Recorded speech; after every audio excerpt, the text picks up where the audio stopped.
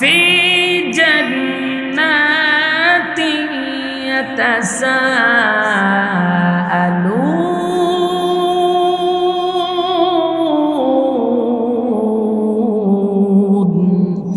আল্লাহ বলেন ফি জান্নাতিন ইয়াতাসাআলুন, জান্নাতি আর জাহান্নামীদের মধ্যে আল্লাহ একটা সাক্ষাৎ করানোর ব্যবস্থা করে দিবে।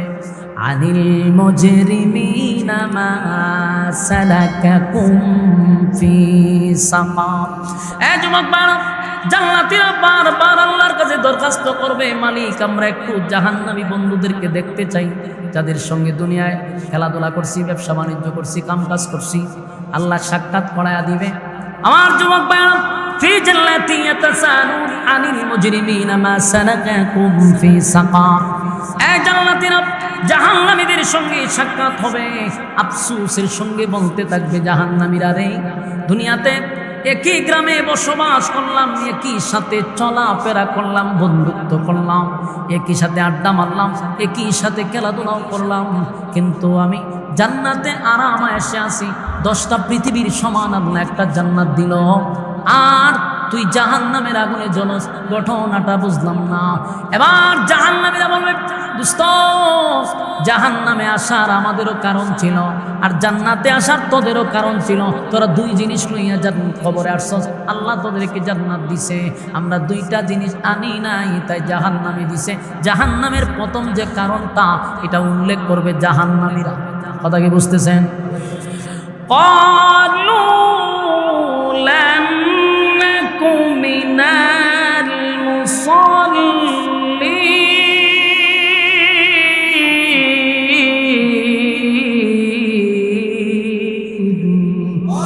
আল্লাহ বলেন ক্বালু লাম নাকু মিনাল মুসাল্লিন, দুনিয়ার জমিনে একই সাথে চলাফেরা করছি, একই সাথে গল্প করলাম, আড্ডা মারলাম, খেলাধুলা করলাম, ব্যবসা করলাম, বাণিজ্য করলাম, কিন্তু বন্ধু রে প্রথম সমস্যাটাই হলো তুই নামাজি ছিলি, আমি বেনামাজি ছিলাম। আমি নামাজ পড়তাম না, বন্ধু তুই নামাজ পড়তি। ঘটনা হলো নামাজের সময় আমি ব্যবসা চালিয়ে যেতাম, আর তুই নামাজের সময় দোকান বন্ধ করে মসজিদে চলে যাইতি। ক্বালু লাম নাকু মিনাল মুসাল্লিন, তুই মুসল্লি ছিলি, আমি মুসল্লি ছিলাম না, তাই মালিক আমারে জাহান্নামে দিছে। আমার যুবক বাপ, এই জন্য প্রতিটা কথা আমাদের দিলের কান লাগায় শোনা দরকার। 2টা জিনিস লইয়া কবরে গেলে আল্লাহ জান্নাত দিবে, ঈমান এবং নেক আমল। নেক আমলের মধ্যে সব, নামাজ রোজা হজ যাকাত যা আছে সব নেক আমল, কিন্তু জাহান্নামীরা বলবে প্রথম অপশনটাই হলো আমাদের নামাজ। নামাজ না থাকার কারণে আল্লাহ আমরা লাল কার্ড দেখাইছে, আল্লাহ আমরা ঢুকতে দেয় নাই, কারণ একই সাথে ব্যবসা করলাম, একই সাথে চললাম, কিন্তু মালিক তোরে দিল জান্নাতের মেহমান। আল্লাহ আমাদেরকে বানাবে কেন? যদি সুবহানাল্লাহ না থাকে তাহলে ঠাড়া বললে সুবহানাল্লাহ হইবে। কত বড় একটা সুসংবাদ দিলাম, আল্লাহ নিজে বলতেছে আমি তোমাদেরকে জান্নাতের মেহমান বানাবো। সুবহানাল্লাহ। তাহলে আল্লাহ হবে মেজবান আর আমরা হব মেহমান। সাধারণ কথা না, তবে আল্লাহ যে মেহমান বানাইব, বলুন তো দেখি শর্ত আছে না নাই?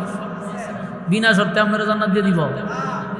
বিনা শর্তে আপনারা দুনিয়া থেকে উচ্চ দেয়নি, স্বার্থ ছাড়া। কেউ আপনারা মহব্বত করে? কেউ না। বলবেন হুজুর মা বাপ করে, আপনারা ওয়াজও শুনছি, এটাও এক ধরনের বোকামি করে। স্বার্থ ছাড়া মা বাপে মহব্বত করে না।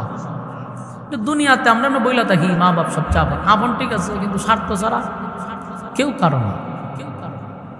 আমরা তো অনেক কিছু দেখি, পৃথিবীটাই হলো একটা স্বার্থপর। একমাত্র বিনা স্বার্থে মালিক আমাদেরকে লালন পালন করে।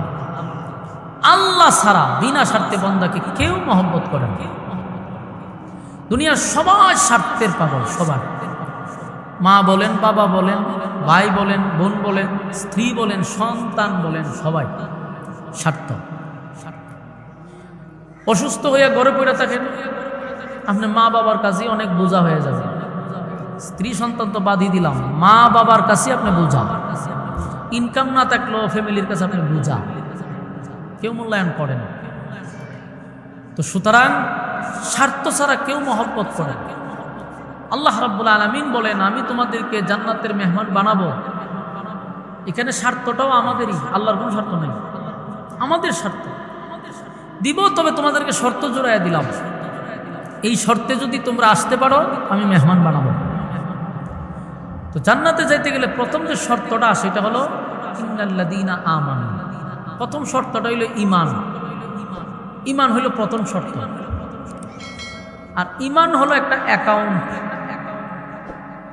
সহজে বুঝাইলে আপনারা বুঝতে পারবেন। ঈমান হলো অ্যাকাউন্ট। আপনার যদি অ্যাকাউন্ট থাকে তাহলে টাকা জমা নিবে। আমি যদি ব্যাংকে গিয়ে এখন বলে আমার 1 লাখ টাকা জমা দেন, বলবো আপনার অ্যাকাউন্ট নাম্বার বলেন, বলে আমার তো অ্যাকাউন্ট নেই। আপনারা টাকা জমা দিতে পারবেন? আপনারা কি সুস্থ মনে করব? সবাই কবে যে এটা মাথার সমস্যা আছে, সিকিউরিটি বলবো তারা বের করে দেবে। ঠিক নেই? অ্যাকাউন্ট নাই, টাকা জমা রাখবো কোথায়? তো ঈমান হলো একটা অ্যাকাউন্ট। ঈমান যদি থাকে তাহলে নামাজ আছে, রোজা আছে, হজ আছে, যাকাত আছে, ওয়াজ মাহফিল আছে, সবের ভিতরে ঢুকবো। যাওই না কামল করেন, ঈমানের হইল অ্যাকাউন্ট, এখানে গিয়ে জমা হবে। ঈমানই নাই, আপনি নামাজ দিয়ে কিতা করতেন, রোজা দিয়ে কি করতেন, ওয়াজ মাহফিল শুনে কি করতেন? কথা হয় না। ঈমান সবচেয়ে বড় নিয়ামত। সব কিছুর সাথে আপোষ চলে, কিন্তু ঈমানের ক্ষেত্রে কোনো আপোষ চলে না। অন্যান্য বিষয়ে আমরা ছাড় দিতে পারি, কিন্তু ঈমানের বিষয়ে কোনো ছাড় নাই, কোনো ছাড় দেওয়া যাবে না। কারণ এটা আমার ঈমানের ব্যাপার, এটা আমার জান্নাত জাহান্নামের ব্যাপার। এই জন্য দেখেন না, আমরা মুসলমানরা খুব শান্ত। অনেক সময় আমরা অশান্ত হইলে আমাদেরকে মব বইলা চালাইয়া দেয়, হুজুররা মব সৃষ্টি করে। আমরা সৃষ্টি করি না, আপনারা করান। আমরা শান্ত, গায়ে ফাড়া দিয়ে আপনারা ঝগড়া করেন, শান্ত মুসলমানদেরকে আপনারা অশান্ত করেন। আমাদেরকে অশান্ত করে আমরা যখন জজবা, আমাদের জজবা যখন উঠে যায়, আমরা যখন ঈমান আকীদার প্রশ্ন উঠে, ওই বালাহাম করছে না, ওই এনে ঢুকাইছেন এক মহিলার, এখন আরো 2-3 জন লইয়া আমরা তো আসতে জানি। আমি তো ডরাইতেছি, আজকে একটা ছবি দিলে কেউ ছেড়ে দিল, তা আমার 12টা বাজাইব, দিনই ডরাই। আপনারা কিছু হইতো না, 14 গোষ্ঠী আমার উদ্ধার করে। মনোযুদ্ধ শুনে বিপদ তাহি কোন সময় কোনটা করে লাগে। এখন দেখেন, বলুন আমরা শান্ত কিনা? আমরা কি গায়ে ফাড়াতে ঝগড়া করি? আমরা কারোর সাথে লাগি না, আমরা তো শান্ত। আপনি ইসলামের বিরুদ্ধে কথা বললেন না, আপনি কোরআন নিয়ে কথা বললেন না, আপনি রাসূল নিয়ে কথা বললেন না, আমরা শান্ত। আপনি যখনই কোরআনের বিরুদ্ধে কথা বলবেন, যখন ইসলাম নিয়ে কথা বলবেন, আলেমদের বিরুদ্ধে কথা বলবেন, কোরআনের বিরুদ্ধে কথা বলবেন, আমরা অশান্ত। শান্ত মানুষকে অশান্ত করা আপনাদের মতো রামবামদের কাজ হইতে পারে। যখনই আমরা প্রতিবাদ করতে যাই, তখনই আমাদেরকে মব বইলা চালায় দেয়। ঠিক না? এই খেলা আর কতদিন চলবে? খেলাটা কতদিন চলবে? আমাদের সচেতন হওয়া দরকার। ভাই সাহেব, আমরা কথা না বলি, আমাদের সচেতন হওয়া দরকার। এই জন্য আমি বলি, প্রত্যেকটা মানুষের মূল যে ধন, এটা হলো ঈমান। এটা আপনার ঠিক রাখবেন। এটা ঠিক রাখতে গিয়ে যদি আপনার দলের সাথে আপনার দূরত্ব হয়, দল ছাড়তে আপনি বাধ্য হয়। এটা ঠিক রাখতে গিয়ে যদি আপনার ফ্যামিলিকে ছেড়ে দিতে হয়, ছেড়ে দিতে বাধ্য হয়। এই ঈমান টিকা রাখতে গিয়ে যদি আমার ধন সম্পদ ছাড়তে হয়, তাও আমি ছাড়তে বাধ্য। ঈমান টিকা রাখতে গিয়ে যদি আমার জীবনটাও দিতে হয়, তাও আমি জীবন দিতে বাধ্য। আমি এখানে আমার ঈমানের প্রশ্ন। এই জন্য আল্লাহ বলেন যে 1 নাম্বার হলো ঈমান। ঈমান জানবেন কার মতো? আমিনু কামা আমানান নাস। ঈমান আনো ওই মানুষদের মতো যারা অতীতে ঈমান আইনা, ঈমানের পরীক্ষা দিয়ে উত্তীর্ণ হয়েছে, তাদের মতো ঈমান আনো। আমাদের মতো ঈমান না। আমরার ঈমান 5 টাকার কাছে বিক্রি হয়, ঠিক না? এই ঈমানের কথা আল্লাহ বলেও না। আল্লাহ বলছে ঈমান আনো ওই মানুষদের মতো যারা ঈমানের পরীক্ষায় উত্তীর্ণ হয়েছে। তাহলে সাহাবায়ে কেরামদেরকে ইঙ্গিত করা হয়েছে, অথবা ফেরাউনের বউ আসিয়াকে ইঙ্গিত করা হইতে পারে, আব্দুল্লাহ বিন তামেরকে ইঙ্গিত করা হইতে পারে। এরকম যারা ঈমানের পরীক্ষায় উত্তীর্ণ হয়েছে, তারা ঈমান ঠিকায় রাখার জন্য জীবন দিয়া দিছে, ঈমান দেয় নাই। আমাদেরও ঈমানের পরীক্ষা অলরেডি শুরু হয়ে গেছে। যেখানেই দেখবেন কোরআন নিয়ে অপমান করা হয়, বুঝবেন আমাদেরকে অশান্ত করার জন্য এই প্ল্যানগুলা উপর থেকে করা হয়। ইসলামের বিরুদ্ধে যারা বক্তব্য দেয়, ভাববেন না যে বক্তব্য দিতেছে এটা সে নিজে দিতেছে, এর দিয়া বক্তব্য দেওয়ায়। কোরআনকে অপমান সে নিজে করে না, এরা দিয়ে করায়। মূল উদ্দেশ্য হলো এদেশের টুপিওয়ালা দাড়িওয়ালাদেরকে অশান্ত করার জন্য, আর বহির্বিশ্বকে বোঝায় এরা মত সৃষ্টি করে, এরা বিশৃঙ্খলা সৃষ্টি করে। এরকম নাটক কিন্তু চলছে 16 বছর। এখনো যারা এই নাটকের চরিত্রেই আবার আমাদেরকে আনতে চান তাদেরও বোঝা দরকার। ভাই আপনারা কি কথাবার্তা বন্ধ করতেন না? ওই হেরোনি বানাইছেন আপনারা স্বেচ্ছাসেবক, যদি হের যত টিম আছে সব নিয়ে পারিছে হে ওই যাইতাম কোন কথা কইলে কেমন। মনোযোগ দেন, মনোযোগ দেন। বলুন আমরা সবাই কি চাই? জান্নাত চাই, ঠিক না? আল্লাহ কি ওয়াদা দিছে? জান্নাতের মেহমান বানাবো। শর্ত কি? ঈমান। বলুন শর্ত কি? আমিনু কামা আমানান নাস। 1 নাম্বার হলো ঈমান, 2 নাম্বার ওয়া আমিলুস সালিহাত, নেক আমল। প্রথম ইন্নাল্লাযীনা আমানু, ঈমান, এরপরে নেক আমল। তাহলে আগে হইল ঈমান, এরপর আপনি নেক আমল করবেন। কেন বলা হইলো যে ঈমান যদি ঠিক থাকে তাহলে নেক আমল করতে কথা হয় না। আচ্ছা একজন হিন্দু খ্রিস্টান যদি নামাজ পড়ে রোজা রাখে, এটা কি জমা হইব? কেন জমা হবে না? ঈমান নাই।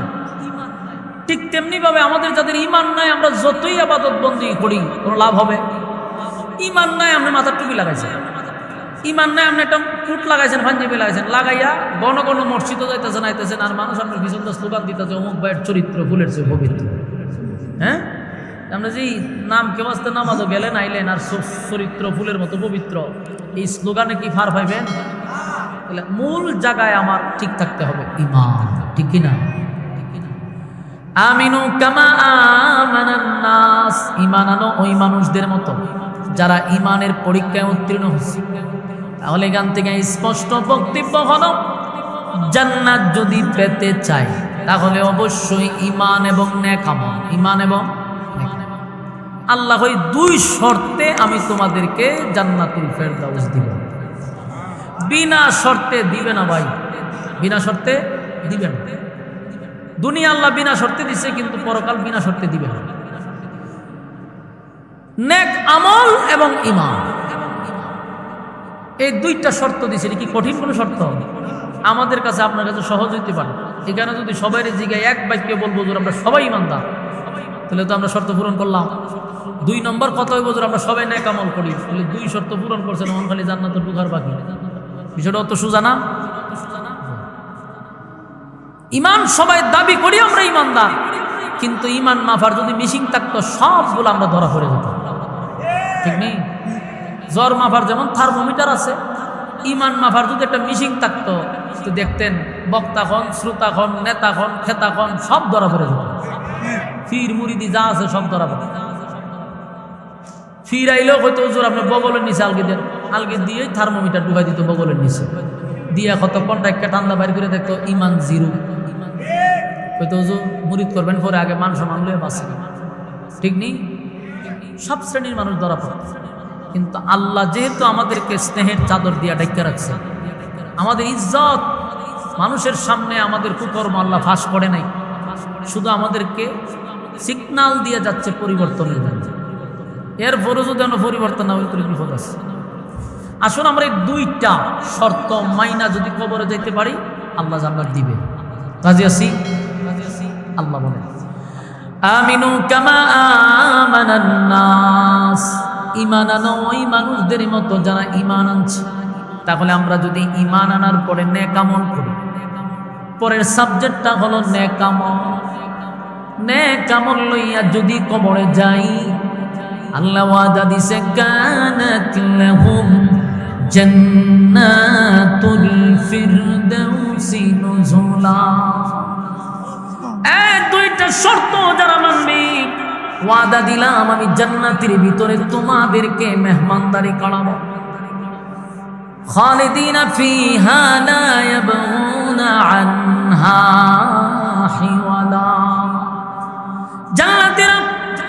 জান্নাতের ভিতরে যখন প্রবেশ করবে, আল্লাহ তো আমাদেরকে মেহমানদারি করাবে, আমরা জান্নাতের মেহমান হয়ে যাব। জান্নাতীরা জান্নাতে ঢোকার পরে আর কোনোদিন বাহির হইতে চাইবে না। এর ভিতরে ঢুকলে আর বাড়িব? জান্নাতীরা জান্নাতের ভিতরে ঢুকলে আর বাহির হতে চাবে না। জান্নাতীরা জান্নাতের ভিতরে ঢুকে তাদের যত আশা আকাঙ্ক্ষা আছে সব পুরা হবে, কোনো চাহিদা আর থাকবে না, সব পুরা হবে।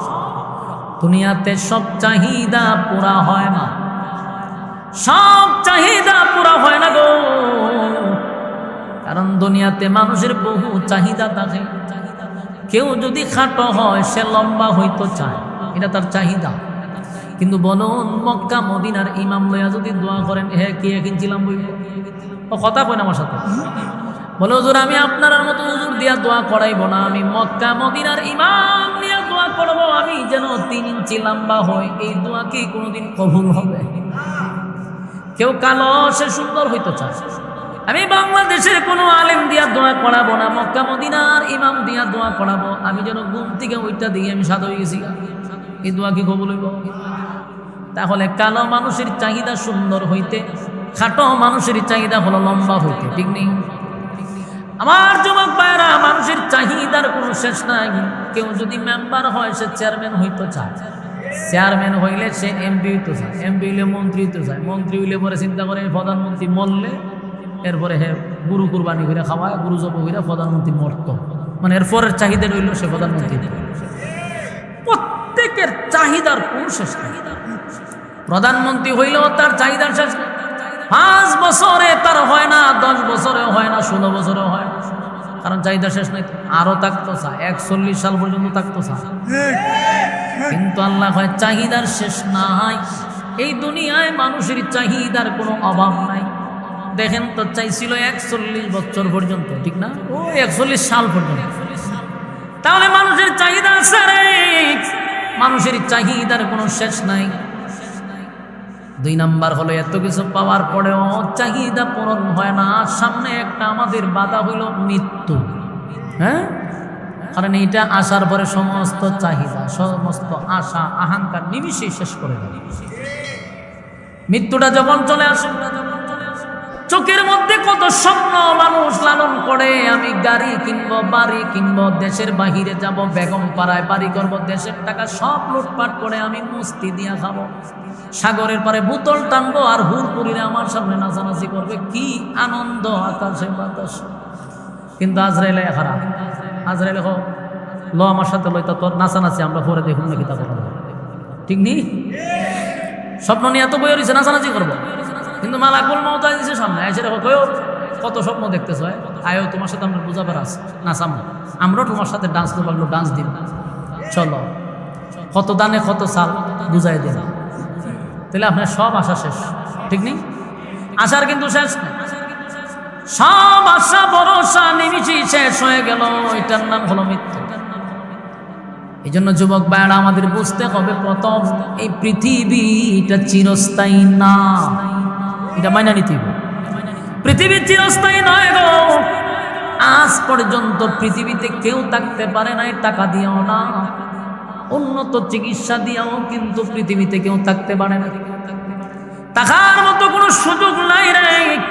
যদি পৃথিবীতে টাকা যাইতো আমার নবী থাকতে পারত, যার জন্য আমার আল্লাহ নিজেই পাগল, সেই নবী পৃথিবীতে থাকতে পারল না। তুমি আর আমি পৃথিবীতে থাকার কোনো অপশন নাই, চলে যেতে হবে এটা নিশ্চিত। তবে চলেই যেহেতু যাব, 2টা জিনিস সাথে লইয়া যাইতে হবে। 1 নাম্বার হলো ঈমান, 2 নাম্বার হলো নেকামল। প্রথম বিশ্বাস হলো আমরা বিশ্বাস করি রে পৃথিবীতে আমরা থাকবো না, চলে যাব, এটা বিশ্বাস করছি। এত বিশ্বাস করার পরে এটা কেন বুঝেন না, এটা কেন মানেন না, যে চলেই যেহেতু যাব, সাথে 2টা জিনিস লইয়া যাইতে হবে, ঈমান আর নেকামল। ঈমান আর নেকামল লইয়া যদি কবরে না যাই, উপায় থাকবে না, উপায় থাকবে না। ভয়াবহ পরিস্থিতি শুরু হবে রে। আল্লাহ কয় বান্দা আমি তোর সময়ের কসম করে বললাম তুই ধ্বংস। কথা কি বুঝতেছেন? আল্লাহ নিজে কয় আমি সময়ের কসম করে বলছি তুই ধ্বংস। ওয়াল আসর, সময়ের কসম। ইন্নাল ইনসানা লাফি খুসর, আল্লাহ কয় নিশ্চয় তোরা ক্ষতিগ্রস্ত। কথা কি বুঝতেছেন? সময়ের কসম, সময়ের কসম তোরা ক্ষতিগ্রস্ত ক্ষতিগ্রস্ত ক্ষতিগ্রস্ত। আল্লাহ কসম কাইরা কয় আমরা ক্ষতিগ্রস্ত। সময় বলতে তাফসীর কারকরা বলেন এটা কোন সময় জানোনি? তোমার হায়াতের জিন্দেগির কসম, যতদিন দুনিয়াতে বাঁচবা এই সময়টার কসম, তোমার ফুজির কসম। আল্লাহ কয় কসম করে বললাম সময়ের মূল্যায়ন করো, না হয় ক্ষতিগ্রস্ত। আমরা ক্ষতিগ্রস্তের দ্বার প্রান্তে দাঁড়ায় আছি, কারণ এক নাম্বার হলো সময়ের মূল্যায়ন আমরা করি না। কথা হয় না দি? আমার যুবক ভাই, অনর্থক আল্লাহ আমাদেরকে দুনিয়া পাঠায় না, অনর্থক বানায় না, বেহুদা জমিনে খাওয়ার জন্য ঘুমানোর জন্য বানায় না। أفحسبتم أنما خلقناكم عبثا وأنكم إلينا لا ترجعون। অনর্থক বানাই না, অকারণে বানাই না। নিশ্চয়ই আমার আল্লাহ কারণ ছাড়া বানায় না। কি কারণে বানাইলো? ওয়ামা খালাকতুল জিন্না ওয়াল ইনসা ইল্লা লিয়াবুদুন। দানব দুইটা জাতিরে আমি আল্লাহ বানাইছি শুধুমাত্র আমার গোলামি করব। বলুন কার গোলামি? আমার যুবক ভাইয়েরা, সবই তো জানলাম পৃথিবী চিরস্থায়ী না, সেটাও জানলাম। আল্লাহ দুনিয়াতে আমাদেরকে অনর্থক বানায় নাই, সেটাও জানলাম। ইবাদতের জন্য বানাইছে, সেটাও জানলাম। ইবাদত না করলে আল্লাহ কি করবে সেটাও তো জানা দরকার। আল্লাহ ইবাদত না করলে ওয়ালাকাদ জারাকনা লিজাহান্নামা কাসীরাম মিনাল জিন্নি ওয়াল ইনস, বহু মানুষ এবং জিনকে আমি আগুন দিয়া জ্বালাবো আর পোড়াবো। কথা বুঝতেছেন?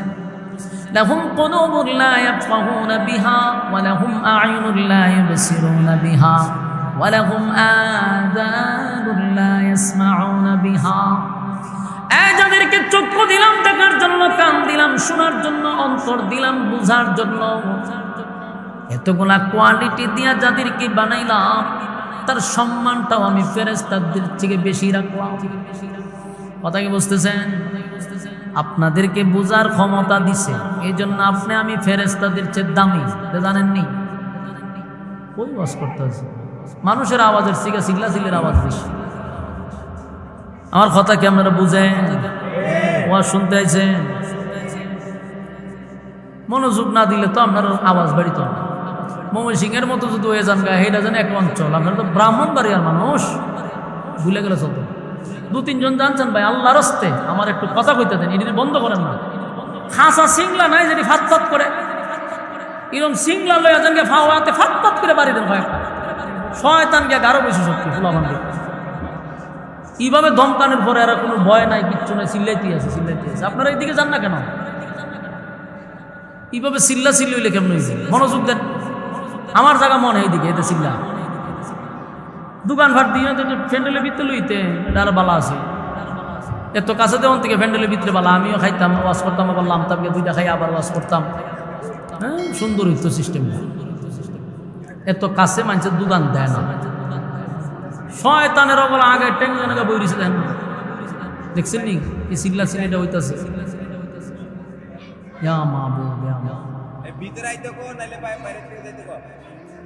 এদিকে আমার এখন ফোন দরকার আছে ব্রাহ্মণবাড়ি। এখানে বড় একটা মাদ্রাসা আছে, আলেম উলামার একটা মেন গাঠি।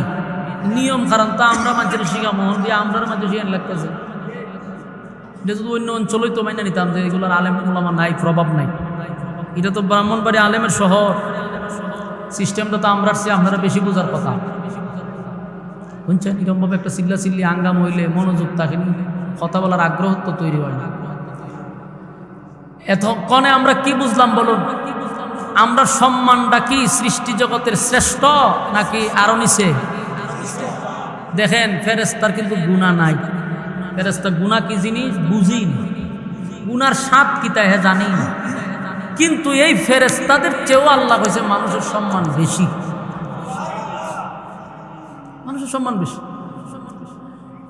ওয়ালাকাদ কাররামনা বানি আদম, আদমের যে সম্মান আর মর্যাদা আল্লাহ কেউ দিয়েছেন। তবে আদমের সম্মান কখন বাড়ে? ফেরেশতাদের থেকে উপরে কখন গিয়া দাঁড়ায়? দুইটা গুণে গুণান্বিত হইল। এক হইল ঈমান, এক হইল নেক আমল। আপনি ফেরেশতাদের উপরে আপনি সম্মান নেবেন তো আগে ঈমান এবং নেক আমল থাকতে হবে, তাহলে আপনি ফেরেশতাদের চেয়েও দামি। কারণ আয়াত কিন্তু আরেকটা আছে, উলাইকা কাল আনআম বাল হুম আযাল। এখানে কিন্তু আরেক আয়াত আছে। আল্লাহ যে আয়াতে বলছে ফেরেশতাদের চেয়েও মানুষ সম্মানী, আবার অন্য আয়াতে বলছে মানুষ চতুষ্পদ জানোয়ারের চেয়েও নিকৃষ্ট। বলুন মানুষ কয় প্রকার পাইছি? এখন 2 প্রকার মানুষ পাইলিছি। একদল মানুষ ফেরেশতাদের চেয়েও দামি, আরেক দল মানুষ কুত্তা বিলের চেয়েও নিকৃষ্ট। এখন আপনারা কোন চান? এই যে 2 আয়াতে আল্লাহ মানুষ সম্পর্কে কথা বললেন, এই জিনিসটা বোঝার জন্য অবশ্যই মাদ্রাসায় পড়তে হবে। বলুন এই 2 আয়াতের ব্যাখ্যা বোঝার লেগে আপনি মাদ্রাসায় পড়তে হবে না? আপনি হারা জীবন খাম কু খাম করছেন, মুত্তা ভানিলন না আপনি। আপনি যদি কোন বলে আয়াতের ব্যাখ্যা বুঝি না, আল্লাহ 2 জায়গায় 2 ভাবে কথা কয়, হ্যাঁ পড়ছেন মাত্র 5 পাস 4 পাস, হ্যাঁ বাউলগিরি করেন। আমরা তো তখন আল্লাহ কি কয় আমরা বুঝি না, মেজাজটা কেমন গরম হয়। 15 বছর 16 বছর হুজুররা আমাদের সাথে কইরা আমরা বুঝি না এখনো, আর হে 5 পাস করে সাহেব বিদ্যালয় সূরা নাসের অর্থ কি আর হে করলো কি? ভাই আল্লাহ বলে হয়েছে নাস। তো চিন্তা করছে নাস শব্দের অর্থটা কি তা? আরে কইল কি তুই বুঝবি কেমনে? কারণ তুই 4 পর্যন্ত পড়ছস। এরা বাউলের ঘরের ফাউল, কোরআনের অর্থ কি বুঝবি? হয় আল্লাহ একই মুখে 2 কথা বলছে। আল্লাহর কথা বুঝার জন্য তো তোর এই মাথা দিয়া হবে না। তুই বাউলে কি আল্লাহর কথা বুঝে নিবি? আল্লাহর কথা বুঝার জন্য তো যোগ্যতা লাগবে। তোর তুই যোগ্যতা নাই, তুই তো বাউল, তুই তো ফাউল। এখন সে বলতেছে যে আল্লাহ এক মুখ দিয়ে 2 কথা হয়। আচ্ছা দিল আল্লাহর এক গালি, আল্লাহরে গালি দিল, সারা দেশ অশান্ত হয়ে গেল। আল্লাহর বান্দারা যখন খেপে গেছে আল্লাহর ইজ্জত রক্ষার জন্য, তখন কিছু সুশীলরা আবার এই ফাউলের পক্ষ নিয়ে দাঁড়াইছে। আচ্ছা উনি নেটছে আরো শুদ্ধ ঘটনা। নেতারা যত দল আছে এরা তো বাউল ফাউলের পক্ষ নিছে কেন? স্বার্থের জন্য। এমনি তো তাদের ঈমান আমল খতকান আছে, আমরা তো এমনি জানি। আচ্ছা এটা স্বার্থের জন্য পক্ষ নিছে। কিন্তু এর চেয়ে বড় আশ্চর্য বিষয় হইল, যারা নিজেকে সুন্নি দাবি করে, বলে আমরা আহলে সুন্নাত ওয়াল জামাত, আমরা আল্লাহ প্রেমিক নবী প্রেমিক, এরকম স্লোগান দেয় না? আমরা তো মানুষের কাতারেই মনে করে না, এবং আমরা মুসলমানই মনে করে না। কিন্তু আমি আমার এই ক্ষুদ্র জীবনে আমি যতটুকু দেখছি, নবীরে নিয়ে গালি দিল এই লোকগুলা দেখবেন কোনো সময় প্রতিবাদে বাইর না। আল্লাহরে নিয়ে গালি দিল এই নামদারি সুন্নিরা বাইর না। কুরআন নিয়ে অপমান করলো, এরার কোনো ব্যানারে কোনো বক্তব্য নাই। নবীরে গালি দিল বক্তব্য নাই, আল্লাহরে নিয়ে গালি দিল বক্তব্য নাই। তোদের বক্তব্য কি খালি এই হক্কানি আলেমদের বিরুদ্ধে গালি দেওয়া? এদের মূল ভূমিকা হলো আমাদের অঙ্গনের যত উলামায়ে কেরাম আছে যারা হক কথা বলে তাদেরকে দমায়া রাখা হইল তাদের মূল উদ্দেশ্য এবং তাদের কর্মসূচি। কিন্তু এরা আল্লাহ বলেন আমি তোমাদেরকে সম্মান দিছি, সর্বোচ্চ সৃষ্টি জগতের মধ্যে সবার উপরে মানুষকে রাখছি। আমি তোমাদের জন্য 8টা জান্নাত বানাইছি, আমি তোমাদের জন্য একটা ভিআইপি জান্নাত বানাইছি। আমি আল্লাহ এই জান্নাতের মেহমানও তোমাদেরকে বানাবো, 2 গুণে গুণান্বিত হইতে পারবে। রাজি আছি ইনশাআল্লাহ? আল্লাহ রাব্বুল আলামিন বলেন যখন মানুষ ঈমান আর নেক আমল লইয়া কবরে যাবে, আমি আল্লাহ ওয়াদা দিছি তাদেরকে জান্নাতে ঢুকাবো, আমি মেহমানদারি করাবো। আর যদি ঈমান আর আমল লইয়া কবরে না যাইতে পারি তাহলে উপায় থাকবে না, উপায় থাকবে না, উপায় থাকবে না। হাসরের মাঠে কেউ কারো হবেও না। যে আপনি বিপদে পড়ছেন, আপনাকে কেউ গিয়ে সাহায্য করবে, আপনার পাশে কেউ দাঁড়াবে, এটা হাসরের মাঠে হবে না। দুনিয়াতে বিপদে পড়লে বড় নেতা আছে, ছোট নেতা আছে, ফাঁসি নেতা আছে, অমুক ভাই তমুক ভাই আছে, কোনো না কোনো ভাবে আমরা বেঁচে যাই। কিন্তু পরকালে ইয়াউমা ইয়াফিরুল মারউ মিন আখিহি ওয়া উম্মিহি ওয়া আবিহি ওয়া সাহিবাতিহি ওয়া বানি। আল্লাহ বলেন কিয়ামতের কঠিন ময়দানে মা তার সন্তানের পরিচয় দেয় না, বাবা তার সন্তানের পরিচয় দেয় না। মা বাবার থেকে আপন কেউ নাই রে। সেই মা বাবা যদি আপনি আমাকে প্রশ্রয় না দেয়, সেই মা বাবা যদি আপনি আমাকে সেদিন বিপদ থেকে উদ্ধার না করতে পারে, বলুন তো দেখি দুনিয়ার কে পারবে? কথা হয় না। সেদিন পীর ফকির কোনো কাজে আসবে না, কারণ হাসরের মাঠটা ভয়ানক। তিনটা দলে মানুষ ভাগ হয়ে যাবে। একটা দল বিনা হিসাবে আল্লাহ জান্নাত দিয়া দিবে, সুবহানাল্লাহ। আরেকটা দল ডান হাতে আমলনামা পাবে, আরেকটা দল বাম হাতে আমলনামা পাইয়া জাহান্নামের দিকে চলে যাবে। আল্লাহ কয় সেদিন জাহান্নাম বারবার জাহান্নামীদেরকে তালাশ করবে। আল্লাহ বলেন সেদিন জাহান্নামীদেরকে তালাশ করতে থাকবে রে। আর জাহান্নাম উট পেতে বসা থাকবে জাহান্নামীদেরকে ধরার জন্য। ইন্না জাহান্নামা কানাত মিরসাদা, জাহান্নাম উট পেতে বসা। লিত্তাগিনা মাআবা, সীমা লঙ্ঘনকারীদেরকে ধরার জন্য। লাবিসিনা ফিহা আহকাবা, আমার ভাইয়ারা যুগের পর যুগ সেখানে অবস্থান করতে হবে। উপায় থাকবে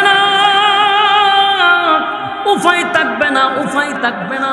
জান্নাতীরা জান্নাতে চলে গেল ডান হাতে আমলনামা পাইয়া। খুশিতে লাফাইতে থাকবে। আনন্দের কোনো সীমা নাই। আল্লাহ নিজেই তাদেরকে মেহমানদারি করাবে। বলুন এত আনন্দ রাখবো কোথায়? সুবহানাল্লাহ। আল্লাহ বলে ওয়াদা দিলাম, কানাত লাহুম জান্নাতুল ফিরদাউসি নুজুলা, আমি আল্লাহ জান্নাতের মধ্যে ভিআইপি জান্নাতের ভিতরে তোমাদেরকে ঢুকাবো, মেহমানদারি করাবো। একটা দল জান্নাতে গেল, আরেকটা দল জাহান্নামে চলে গেল। জাহান্নামীরা জাহান্নামে গেল, জান্নাতীরা জান্নাতে গেল। আমার যুবক ভাইরা, আল্লাহ রাব্বুল আলামিন বলেন জান্নাতীরা জান্নাতে যাওয়ার পরে আনন্দে উল্লাস করবে, তাদের কোনো আনন্দের সীমা থাকবে না। এরপরেও তাদেরকে জিজ্ঞাসা করবে জান্নাতীরা রে, আমি আল্লাহ দুনিয়াতে যতগুলা ওয়াদা করেছিলাম তোমাদেরকে এই এই এই নাজ নিয়ামত দিব, বলো না আমি মালিক কি তোমাদেরকে সেই নিয়ামত দিছি? বান্দা বলবে মালিক, দুনিয়ায় আপনি মাত্র 3 ভাগের আলোচনা করছেন।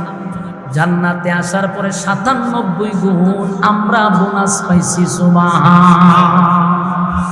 তার মানে আল্লাহ বলছে কম আর দিছে বেশি, কথা কয় না? 3 ভাগের আলোচনা 97 গুণ আমরা সরাসরি বেশি পাবো। আল্লাহ এরপরও জিগায় বান্দা আর কোনো আফসোস থাকলে বলতে পারো? বান্দা বলবে মালিক, জান্নাত পাইলাম, গাড়ি পাইলাম, বাড়ি পাইলাম, নারী পাইলাম, অট্টালিকা পাইলাম, সব পাইছি, কিন্তু মাঝে মধ্যে কষ্ট লাগে। আমার আত্মীয় স্বজনদেরকে তালাশ করলে পাই না, বন্ধু বান্ধবদেরকে তালাশ করলে পাই না। আল্লাহ কয় বান্দা রে, দুনিয়ার জমিনে 2টা জিনিস নিয়ে তুই দুনিয়ার থেকে পরকালে আসছস। এর বিনিময়ে আমি আল্লাহ তোর জান্নাতের মেহমান বানাইছি।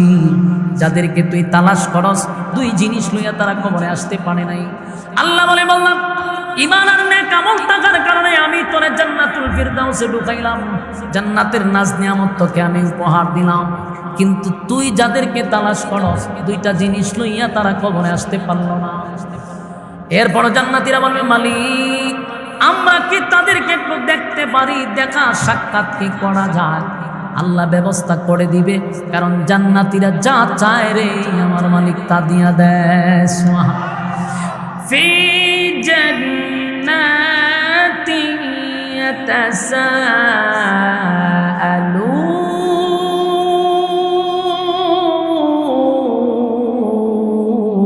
ইয়াতাসাআলুন। আল্লাহ বলেন ফি জান্নাতি ইয়াতাসাআলুন, জান্নাতি আর জাহান্নামীদের মধ্যে আল্লাহ একটা সাক্ষাৎ করানোর ব্যবস্থা করে দিবে। আনিল মুজরিমিনা মা সালাকাকুম ফি সাকার। যুবক বাড়া, জান্নাতীরা বারবার আল্লাহর কাছে দরখাস্ত করবে, মালিক আমরা একটু জাহান্নামী বন্ধুদেরকে দেখতে চাই, যাদের সঙ্গে দুনিয়ায় খেলাধুলা করছি, ব্যবসা বাণিজ্য করছি, কামকাজ করছি। আল্লাহ সাক্ষাৎ করায়া দিবে।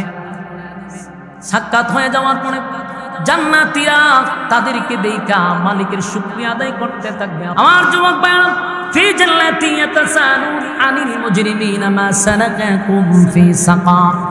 এই জান্নাতীরা জাহান্নামীদের সঙ্গে সাক্ষাৎ হবে, আফসোসের সঙ্গে বলতে থাকবে জাহান্নামীরা রে, দুনিয়াতে একই গ্রামে বসবাস করলাম, একই সাথে চলাফেরা করলাম, বন্ধুত্ব করলাম, একই সাথে আড্ডা মারলাম, একই সাথে খেলাধুলাও করলাম, কিন্তু আমি জান্নাতে আরামে এসে আসি।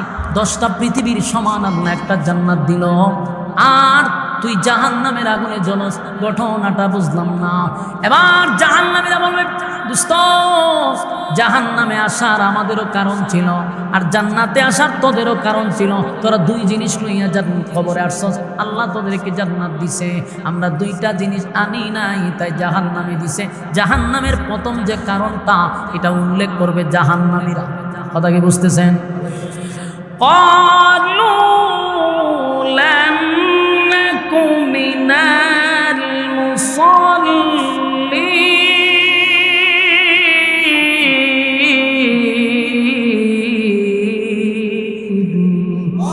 আল্লাহ বলেন ক্বালু লাম নাকু মিনাল মুসাল্লিন, দুনিয়ার জমিনে একই সাথে চলাফেরা করছি, একই সাথে গল্প করলাম, আড্ডা মারলাম, খেলাধুলা করলাম, ব্যবসা করলাম, বাণিজ্য করলাম, কিন্তু বন্ধু রে প্রথম সমস্যাটাই হলো তুই নামাজি ছিলি, আমি বেনামাজি ছিলাম।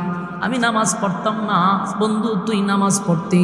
ঘটনা হলো নামাজের সময় আমি ব্যবসা চালিয়ে যেতাম, আর তুই নামাজের সময় দোকান বন্ধ করে মসজিদে চলে যাইতি। ক্বালু লাম নাকু মিনাল মুসাল্লিন, তুই মুসল্লি ছিলি, আমি মুসল্লি ছিলাম না, তাই মালিক আমারে জাহান্নামে দিছে। আমার যুবক বাপ, এই জন্য প্রতিটা কথা আমাদের দিলের কান লাগায় শোনা দরকার। দুইটা জিনিস লইয়া কবরে গেলে আল্লাহ জান্নাত দিবে, ঈমান এবং নেক আমল। নেক আমলের মধ্যে সব, নামাজ রোজা হজ যাকাত যা আছে সব নেক আমল। কিন্তু জাহান্নামীরা বলবে প্রথম অপশনটাই হলো আমাদের নামাজ। নামাজ না থাকার কারণে আল্লাহ আমরা লাল কার্ড দেখাইছে, আল্লাহ আমরা ঢুকতে দেয় নাই। কারণ একই সাথে ব্যবসা করলাম, একই সাথে চললাম, কিন্তু মালিক তোরে দিল জান্নাত, আমারে দিল জাহান্নাম। কারণ মালিক যে দুইটা শর্ত দিছিল, এই শর্ত আমরা মানলাম না। মনে করছি হুজুররা তো কত ওয়াজ করে রে, হুজুরদের ওয়াজ আমরা শুনি একটু সময় এনজয়ের লাগে।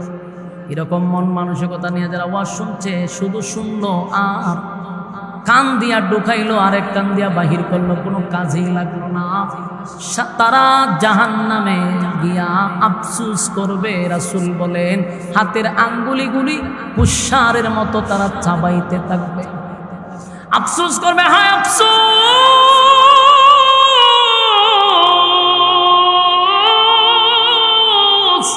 একই কাছে দোকান ছিল রে, একই সাথে ব্যবসা করলাম, একই সাথে চাকরি করলাম, কিন্তু আমার বন্ধু জান্নাতি, আমি কেন জাহান্নামী? আল্লাহ বলবে বান্দা দুইটা অপশন দিছিলাম, মানলি না, বুঝলি না, করলি না, আজকে অনন্তকাল জাহান্নামের আগুনে জ্বলবি।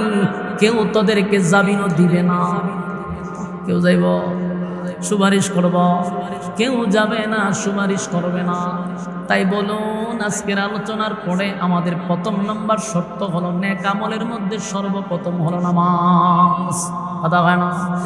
আমার যুবক ভাইরা, আপনাদের কর্তৃপক্ষ আমারে নামাজের ব্যাপারেও আলোচনা করার কথা বলছে, আবার জাহান্নামের কথাও কইছে, আবার জান্নাতের কথাও কইছে। এই জন্য আমি ঘুরাইয়া সব ডুবাইছি এগুলোর ভিতরে। কথা কি বুঝতেছেন? এই জন্য আয়াতগুলি সবগুলোর এক জায়গায় ঢুকাইছে। এখানে জাহান্নাম আছে, জান্নাত আছে। জান্নাত পাইতে গেলে দুইটা গুণে গুণান্বিত হতে হবে। এতক্ষণ শুনছি ঈমান আর নেক আমল। আর জাহান্নামে যাওয়ার এক নাম্বার যে কারণ হবে, এটা হলো নামাজ, নামাজ, নামাজ। কথা হয় না? আমরা নামাজ পড়ি, মাশাআল্লাহ, অনেকে নামাজ পড়ে, নামাজ পড়েও মানুষ জাহান্নামে যাবে। দেখি আশ্চর্যের ব্যাপার, কথা হয় না? বেনামাজি জাহান্নামে যাবে, এটা তো মাইন্না নিলাম। নামাজ পড়েও জাহান্নামে যাবে, কারণটা কি রে? কপালের মধ্যে কালো দাগ পড়ে গেছে, এরপরও লোকটা জাহান্নামে যাবে। তার কারণ হলো যে নামাজ পড়ছে, নামাজ হয় নাই। সেই নামাজ তামাশার নামাজ, এই নামাজ লোক দেখানোর নামাজ। জীবনভর নামাজ পড়ছে, এখন পর্যন্ত নামাজি সূরা ফাতিহা শুদ্ধ করে পড়তে পারে না।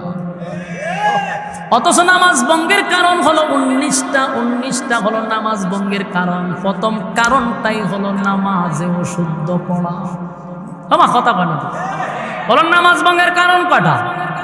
19টা। এর প্রথম কারণটাই হলো নামাজে অশুদ্ধ পড়া। নামাজে অশুদ্ধ পড়া, এই শুদ্ধ পড়ানো একমাত্র ভার্সিটিতে পড়া হয়, স্কুলে, কলেজে। তাহলে শুদ্ধের জায়গা কোন জায়গা? মাদ্রাসা। আপনি আমার সন্তানকে মাদ্রাসায় পড়াইতে হবে এই ওয়াজ আমি করি না। আপনার ছেলেকে আপনি ইঞ্জিনিয়ার বানান, ডাক্তার বানান, ব্যারিস্টার বানান, দরকার আছে, কিন্তু প্রাথমিক শিক্ষাটা মাদ্রাসায় দেন, যেন সূরা কেরাতটা তার সহি হয়ে যায়। আমার যুবক ভাইরা, নামাজ ভঙ্গের কারণ 19টা, যদি প্রথমেই নামাজ ভঙ্গ হয় তেলাওয়াতের কারণে, আমার জীবনে বহু নামাজি আমি দেখছি সূরা ফাতিহা পড়তে পারে না। এই প্যান্ডেলের ভিতরে বহু নামাজি আছে রে, 60 বছর ধরে শুধু নামাজই পড়ে, কিন্তু এখনো সূরা ফাতিহা হয় না। নামাজের ওয়াজিব 14টা যদি বলি বলেন পারবে না। প্রতি রাকাতে রাকাতে ওয়াজিব ছাড়তেছে, আছে না নাই? প্রতি রাকাতে ওয়াজিব ছাড়া দেয়। যদি আপনি তারা শুধরাইতে যান বলে চাচা হইছে না, তাহলে আপনি 12টা বাজে নেবেন।